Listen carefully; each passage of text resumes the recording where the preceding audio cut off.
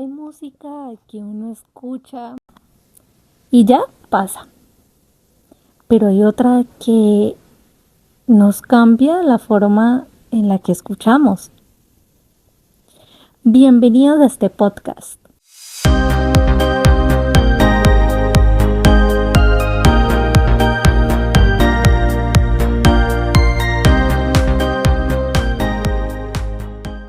Mi nombre es Estefanía Bautista y esto que les acabo de mencionar anteriormente es justamente lo que plantea García en su artículo sobre la música de Llorens Barber, donde analiza cómo trabaja con la voz y especialmente con las campanas.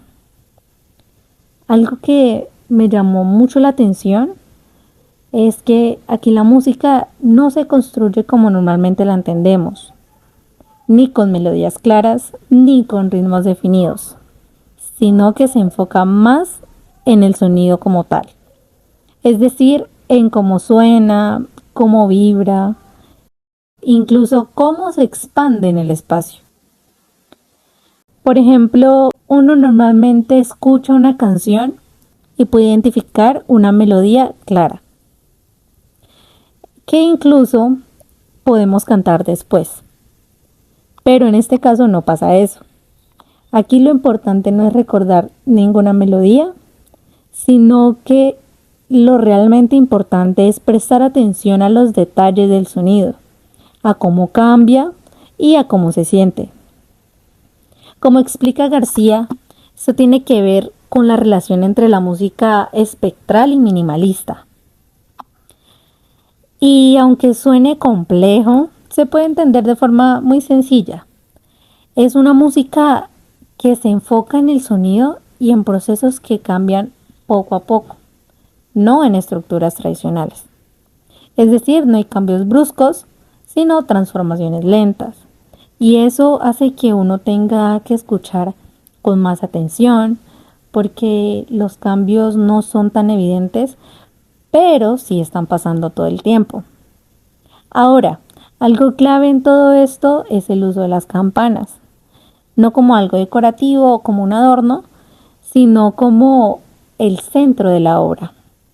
En los conciertos de Llorens Barber, las campanas están ubicadas en diferentes puntos de una ciudad, como iglesias o campanarios, y suenan al mismo tiempo.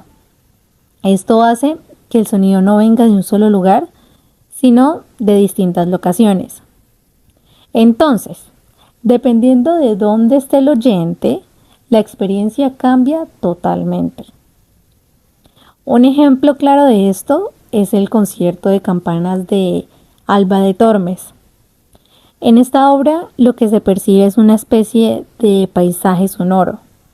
Se escuchan campanas que suenan a diferentes distancias, algunas muy cerca, otras más distanciadas, y que a veces suenan todas juntas y otras veces parecen responderse entre sí. No es una música organizada de forma tradicional, sino más bien una experiencia envolvente. Es como estar en medio de la ciudad y que el sonido te rodee por todos lados. Personalmente, cuando escuché esta obra, al principio me pareció un poco extraño, la verdad. No es algo como que uno escuche todos los días. Pero después empecé a notar detalles, como las diferencias entre los sonidos, la intensidad, e incluso la forma en que el sonido se mantiene en el aire. Y eso hace que uno cambie la forma de escuchar. Otras obras experimentales del mismo compositor existen y no se enfocan tampoco en una melodía clara, sino más en la textura del sonido, en el ambiente que se crea. Ahí uno empieza a notar que la música no siempre tiene que ser algo que se entienda de inmediato, sino que también puede ser algo que se siente, que se experimenta. Y eso conecta con otra idea importante del artículo, el uso de la voz. Aquí la voz no funciona como en una canción tradicional. No se trata de cantar una letra ni una melodía reconocible, sino de usar la voz como un sonido más. Según el autor, la voz se integra con otros elementos, como las campanas, creando una mezcla de sonidos que funcionan más como una textura que como un mensaje directo. Esto hace que la música sea más abierta, más libre y también más exigente para nosotros los oyentes, porque uno tiene que estar más atento a lo que está pasando y a los cambios, como lo mencioné anteriormente. En el mismo artículo muestra que esta forma de hacer música cambia completamente en la manera en la que la escuchamos. Ya no se trata solo de seguir una canción, sino de percibir y apreciar el sonido en el espacio y de notar cómo se mueve, cómo aparece y también cómo desaparece. A mí personalmente me parece súper interesante porque rompe con lo que uno espera de la música.